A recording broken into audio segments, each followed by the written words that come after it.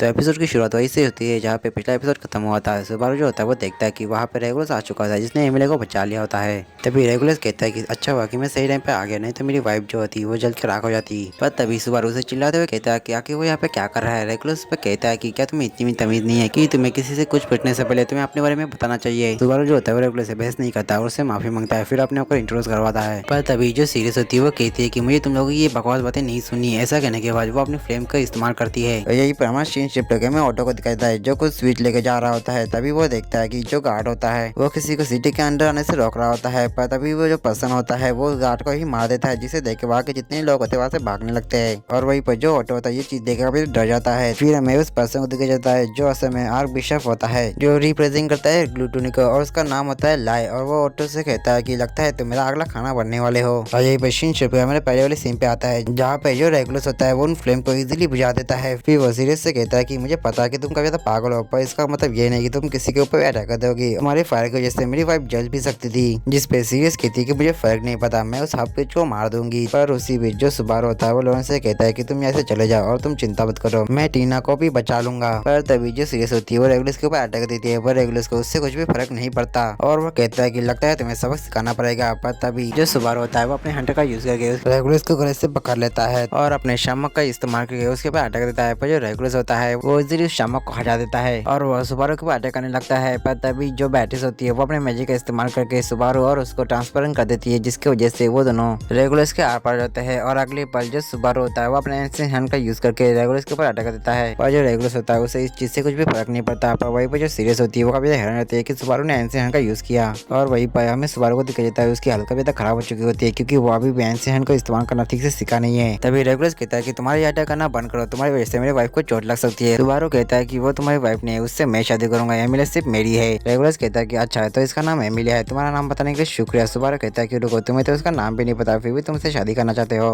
Rigorous कहता है कि उसका बस खूबसूरत तो नहीं काफी है, जिसपे बैटिस कहती है कि तुम सच में काफी पागल हो। पर तभी जो सीरियस होती है काफी खुश होते हुए कहती है कि फाइनली मैंने तुम्हें ढूंढ लिया, मैं तुम्हारा कब से इंतजार कर रही थी मेरे प्यारे बैटल गेस्ट। ऐसा कहकर सुबारू की तरफ इशारा करती है। सुबारू जो होता है कुछ समझ नहीं पाता। पर तभी जो रेगुलस होता है वो सीरियस से कहता है कि तुम धोखा खा रही हो, वो बैटल गेस्ट नहीं है। सीरियस कहती है कि अपनी बकवास करना बंद करो, तुम्हें वो हाफ फिश चाहिए थी, वो अपने में मिल चुकी है, तो यहाँ से अब तुम चले जाओ। फिर सीरियस आगे कहने लगती है कि बैटल गेस्ट ही वही था जिसने उसने पहले नाम दिया था। ऐसा कहने के बाद वो रोने लगती है और उसके साथ जितने भी लोग उसके वश में होते हैं वो भी उनकी आंसू रोने लगते हैं। सुबारू उससे कहता है कि अगर तुम मेरे लिए आए हो तो तुम इन सभी को छोड़ दो। सीरियस कहती है कि ऐसा मैं कुछ भी नहीं करने वाली क्योंकि तुम मुझे धोखा दे रही हो, तुम उस हाफिज से प्यार करते हो, इसलिए अब मैं तुम्हें भी मार दूंगा। पर तभी जो रेगुलर होता है वो कहता है कि हमारे पास ज्यादा टाइम नहीं है और सोच के अकॉर्डिंग हमें सिर्फ इतना टाइम यहाँ पे रहना था। और तभी हमें एक टावर को दिखाया जाता है जिसमें रेड लाइट चमक रही होती है, जो समय एक इशारा होता है रेगुलर और बाकी के शिनाशोर के लिए। पर तभी जो सुबारू होता है वो रेगुलर को रोकने जाता है, पर जो रेगुलर होता है वो सुबारू के पैर के ऊपर अटैक करके उसे घायल कर देता है। जो चीज देखे इस बैटरी जो होती है वो सुबारू को हिल करने लगती है। तभी जो सीरियस होती है वो भी वहाँ से चली जाती है और यही पर सीन शिफ्ट होकर हमें गारफील्ड को दिखाया जाता है जिसके साथ मिमी भी होती है। मिमी जो होती है वो गारफील्ड से कहती है कि क्या तुम्हें अपनी मॉम की याद आ रही है, जिसपे गारफील्ड साहब मना कर देता है। और तभी हमें पास का सीन दिखाया जाता है जहाँ पे गारफील्ड कुछ टाइम के लिए अपने मॉम के घर में रुक चुका होता है। गारफील्ड की जो मॉम होती है वो गारफील्ड से कहती है कि माफ करना, अगर मुझे पता होता कि मेहमान आने वाले हैं तो मैं आपके लिए कुछ खाने के लिए लाती। जिस पे गारफील्ड कहता है कि कोई बात नहीं। ऐसा कहने के बाद वो चाय पीता है जो गारफील्ड को काफी ज्यादा पसंद आती है। गारफील्ड की मॉम कहती है कि आमतौर पर मैं मेहमानों से पूछती है कि उन्हें किस तरह की चाय चाहिए, पर मैं फिर भी आपके लिए इस तरह की चाय बना के आ गई, जैसे कि मुझे पता हो कि आपको किस तरह की चाय पसंद है। जो बात सुन के गारफील्ड काफी हैरान रहता है। तभी वहाँ पे वही वाला बच्चा था जिसके साथ उसकी बड़ी बहन भी आ चुकी होती है और ये दोनों असल में गारफील्ड के सौतेले भाई बहन होते हैं। पर तभी जो लड़की होती है वो गारफील्ड की मॉम से कहती है कि मॉम हमें भूख लगी है, क्या हमें खाना मिल सकता है। पर तभी जो गारफील्ड होता है वो कहता है कि लगता है हमारा जाने का टाइम हो चुका है। ऐसा कहने के बाद उसे जाने लगता है। पर तभी जो गारफील्ड का छोटा भाई होता है वो गारफील्ड को रोकने लगता है। गारफील्ड उससे कहता है कि तुम चिंता मत करो, हम फिर से मिलेंगे। ऐसा कहकर गारफील्ड वहाँ से जाने लगता है। पर तभी वहाँ पे एक आदमी आता है जो असल में गारफील्ड की माँ का नया हस्बैंड होता है। जो चीज जानने के बाद जो गारफील्ड होता है उस आदमी से ज्यादा कुछ कहता नहीं और वहाँ से चला जाता है और उसके पीछे पीछे मिमी भी चली जाती है।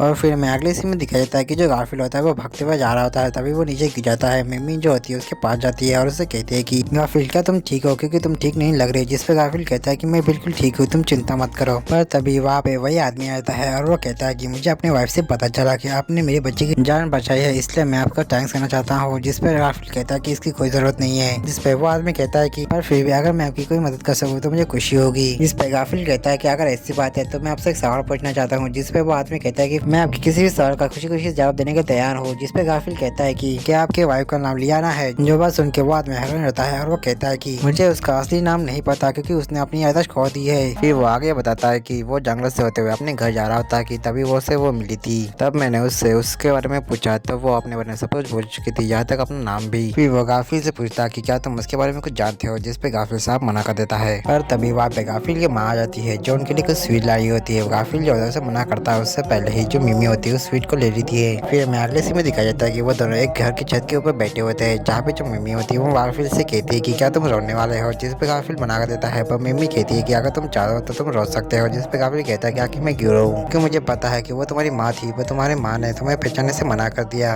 ऐसा करने के बाद वो उसे हक करती थी और उसके अगले पल जो गाफिल होता है वो रोने लगता है और वो कहने लगता है कि आखिर वो मुझे कैसे भूल सकती है और वो मेरे साथ ऐसा बर्ताव कैसे कर सकती है जैसे कि वो मुझे जानती ही नहीं। और फिर हमारा सीन प्रेजेंट में आता है जहाँ पे वो दोनों जा रहे होते हैं, जहाँ पे जो मिमी होती है वो गाफिल से कहती है कि तुम्हारी माँ ने जो हमें स्वीट्स दिए हैं उनको हमें खाना चाहिए। गाफिल जो होता है वो मान जाता है और जब गाफिल उन स्वीट्स को खाता है तो उसे वो काफी ज्यादा पसंद आते हैं। पर तभी वहाँ पे एक अनाउंसमेंट होती है जिसमें एक लड़की कह रही होती है कि सभी लोग मेरी बात ध्यान से सुनो, तुम सभी का रोने का टाइम आ चुका है क्योंकि तुम सब लोग अब मरने वाले हो। अरे हाँ, मैं तो अपने बारे में बताना भूल गई, मेरा नाम है लोगिनका और मैं हूँ एक आर्क बिशप जो रिप्रेजेंट करती है लस्ट को। और यही पर सीन शिफ्ट होकर हमें सुबारू को देखा जाता है जो होश में आ चुका होता है। वो देखता है कि उसके सामने एल्फ होता है, नहीं सुबारू को यहाँ पे लेकर आ चुका होता है। सुबारू जो होता है बैटरीज के बारे में पूछता है तो एल्फ बताता है कि बैटरीज जो है वो उसके बगल में बेड पे लेटी हुई है। सुबारू जो होता है वो बैटरीज को देखने लगता है, तभी जो फेरिस होता है वो सुबारू के पैर पर टच करता है जिससे सुबारू को काफी दर्द होने लगता है। सुबारू जो होता है वो फेरिस को देख के कहता है कि आखिर तुम यहाँ पे कैसे, वैसे मुझे एक बात बताओ बैटरीज क्या ठीक है, जिसपे फेरिस बताता है कि वो बिल्कुल ठीक है, उसने बस अपना काफी ज्यादा माना इस्तेमाल कर लिया जिसकी वजह से अब वो बस आराम करिए और शायद से तुम्हें उस बच्चे का भी थैंक्स करना चाहिए जिसने एल को बताया, जिसकी वजह से वो तुम्हें ढूंढ पाया। पर तभी सुबारू कहने लगता है कि मैं यहाँ पे सिर्फ बैठा नहीं रह सकता, मुझे एमिली को बचाना होगा। पर तभी जो फेरिस होता है वो सुबारू के पैर को फिर से टच कर देता है जिसकी वजह से सुबारू को काफी दर्द हो जाता है और वो समझ जाता है कि वो अभी के टाइम पे एमिली को बचाने नहीं जा सकता। तभी जो फेलिस होती है वो सुबारू को बताता है कि अनितेशा और जो क्रश है उन्होंने एक इमरजेंसी मीटिंग बुलाई है और तुम्हें उसे अटेंड करना होगा। फिर हमें मीटिंग का सीन दिखाया जाता है जहाँ पे तो अनितेशा होती है वो बताती है कि हमें एक इन्फॉर्मेशन मिली है जिसके अकॉर्डिंग जो विजिकल है उनका जो मेन बेस है वो इसी पेस्टिला में है। जो बात सुन के सुबह का भी हैरान होता है। तभी जो क्रश होती है वो सुबह से पूछती है कि मुझे एक बात बताओ, तुमने जिससे लड़ाई की थी क्या वो सच में आर्क बिशप थे, जिसपे सुबारू बताता है कि हाँ सच में, मैंने जिससे भी फाइट की थी वो सच में आर्क बिशप ही थे,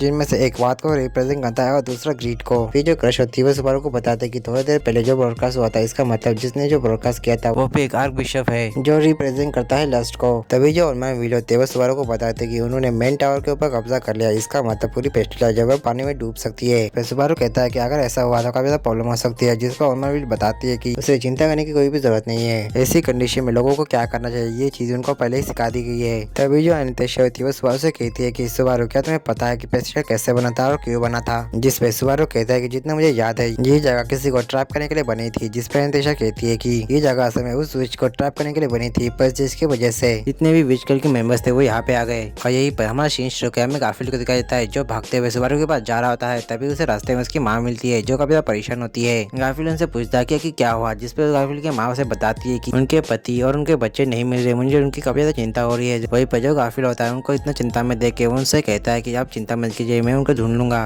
और गाफिल के ये कहने के साथ ही ये एपिसोड यहीं पे खत्म होता है। तो मिलता है नेक्स्ट एपिसोड के साथ, तब तक के लिए आप सभी को सायोनारा।